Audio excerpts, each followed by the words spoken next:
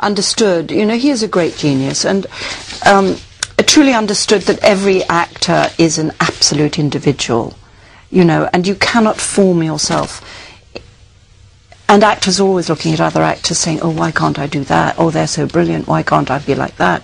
Why can't I be like her? And actually all you really have is yourself. And it's finding the truth of yourself that you have to sort of present on the stage or in the film. How do you do that?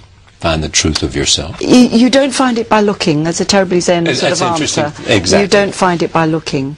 And of course, it's you know, why actors are so confused, because they're having to look at themselves and try and find themselves all the time in order to reproduce, even though you're obviously often playing a character far beyond yourself. But every character you play always carries some of yourself within it. And the only way you can really perform any character really well is by giving it of yourself, of your own emotional, you know, story, your own psychology. But essentially you're saying you can't go in search of it, you just have to wait for it to come. In a way, and then that's a kind of stupid, dumb answer, because you go, what the hell does that mean? All right.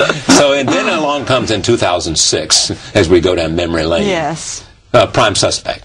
No, yes. It ended in 2006. Earlier, ended in 2006. It came along and started in 1980 something or other. Did you know what this could be for you when it No, you never do, Charlie. It's always these things come kind of, you know, sideways. They hit you always from the side. And who was the brilliant person that decided this was perfect for you? I think probably Sally Head, who was the head of drama at Granada at the time, and maybe Linda, who wrote it. Yeah. I don't know. You never know. These things, you know, come upon you mysteriously. But when you settled in the first year, did you say, man, this feels good, this is comfortable for me, I like the way this... Well, it was a great role. Any great role, you know, you feel like that. And it was a, you know, the... first episode was wonderfully written by Linda, and she created a great character. And and then as we went on with it, I mean, it was a wonderful way to sort of hopefully reflect the world around you. You know, that was how I saw it. It was about a culture mostly. too. About a culture, absolutely, and a history now, because, you know, it went through it over, I don't know, 15 years or something, was it? It was a long time. Yeah, but we got to know you and your flaws and your strengths and, you know, your sense of authenticity, all that stuff. Yeah. Didn't we? Yes, I hope so. Were you sad to see it leave? Yeah. No, I mean... Oh, because you were a big Hollywood movie star by then. No, not at all, no. Oh, I'm an Oscar winner, I do not have time for Prime Suspect anymore in my life. Johnny, no, it ended long before I won an Oscar. I know that. So I know. An Oscar? An Oscar. You won an Oscar? I won an Oscar. I was writing a little piece about that, actually. Oh, you were? Yes. What were you saying? I was just describing the whole process, the whole evening, you know, in a very short little piece. You were perfect in it. I mean, you know, your perfect little answering speech was great. No, yes, that was. I thought about that. I had to think about it, because you couldn't, you know, it was too delicate with all of the responsibility of the Queen and Britain and people's, you know, that anything about the royal family in England, as you probably know, Britain, you know, people aren't sort of, you know, just waiting for you to make a slip. So I had to be careful. Well, not just careful, but I mean, people had a feeling. Funny, I hope. Yeah, funny, and they just thought you got her, and B, what I think surprised some people is you liked her.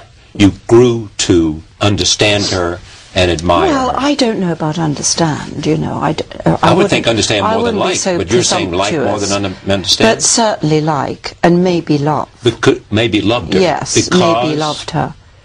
I think a combination of complicated things, partly because she was so very much of my parents' generation, although younger.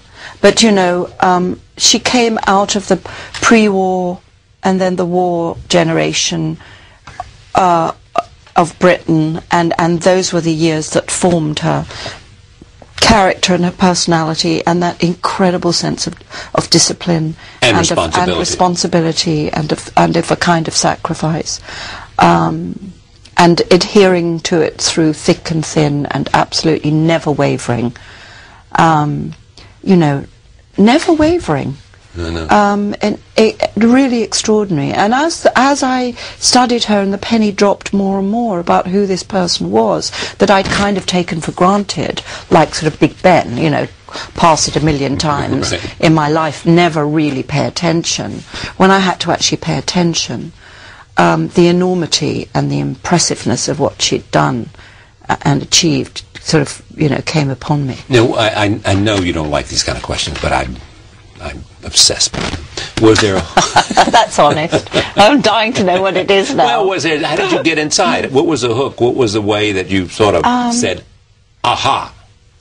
There was a little tiny bit of film that I watched just over and over again. It was only about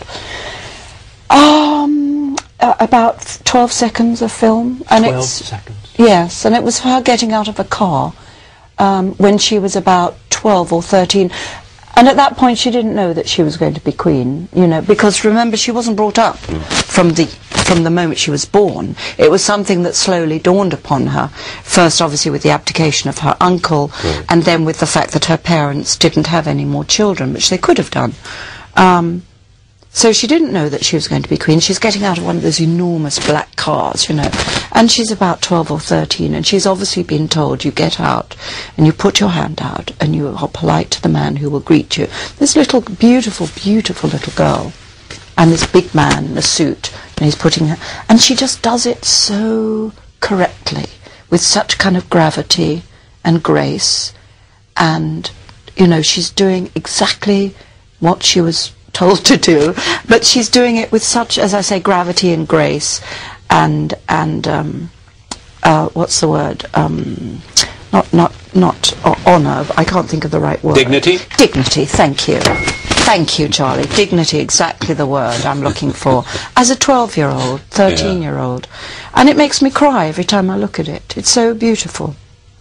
Wow. And she was also she was a laughing little girl. You see, you know, early film of her skipping along, laughing, this beautiful smile that she had. I sound so sycophantic, and I don't mean to, but she did. And looking after her sister, making sure that her sister doesn't mess up, you know, even as a young girl. All right, let's look at some of these photographs here. This is you and your husband. Yes. Yes, now, exactly. Are you in a new movie that he's directing? We just finished it. We wrapped literally the day before yesterday. No, it's called Love Ranch. I play the madam of a brothel in Nevada in the 70s. All right, look at this. But, this is just great. There you go. Yes, Prime Suspect. Prime Suspect absolutely. Pictures. All right. Yes. There he is, Clive. That's Gosford Park. Yeah, with Clive Owen. Yeah. Yes. And this is... You don't have any pictures there of my Russian... The beautiful pictures here. Oh, show it to us then. I'll show you. I love these pictures. Just appeared miraculously out of Russia just before I had the book done. Well, maybe I do, but no. Here, is this it? Yes. There yes, and this one, which I love, of we'll show that one my grandparents' wedding. These photographs were found in Moscow in 2007. Yes. Astounded to see pictures of my grandparents' wedding. Yes. That would be here. That's it, yes. All right, and then exactly. this is their wedding. The actual wedding of them coming out of the church in Russia. I mean, I love that picture. And how did you find these in 2007? Thank God for journalists. A very good research journalist in Moscow sort of had heard about my Russian ancestry and just started doing research, and it transpired that a relative, not a blood relative, but a relative by marriage, was a historian and had kept, or I had all the letters from Russia to my grandfather, but this historian had kept all the letters from my grandfather to Russia. In the frame, yes, the memoir of Dame Helen. It's you like to be this dipped Dame into. Thing? Not much, no. I don't much. I don't. I always forget about it, and people remind, like you remind me. Well, see, I don't ever know what to say, because some people, it's like, sir. Yes, some people. They don't want you to forget. No, right. And other people are uncomfortable. They don't want you to say it. I'm the uncomfortable person, a little bit. I am. I don't see myself like that at all. I adore you. Do you, Charlie? Oh, I do.